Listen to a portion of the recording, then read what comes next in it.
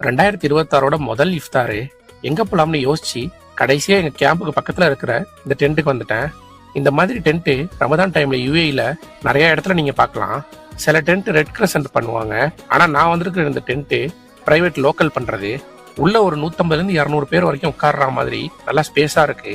ஒரு காலத்துல எல்லா பள்ளிவாசல்லையுமே பேச்சுலருக்காக இந்த மாதிரி டென்ட் இருக்கும். ஆனா இப்ப கொஞ்சம் தேடி போக வேண்டியதா இருக்கு. சரி, இப்ப நம்ம மெயின் மேட்டருக்கு வருவோம். சாப்பாடு இன்னைக்கு எனக்கு கிடைச்சது தண்ணி, லெபனப்பு, டேட்ஸ், அப்புறம் குட்டி சமோசா, அப்புறம் நோம்புல மட்டுமே கிடைக்கிற இந்த சஹான் மந்தி.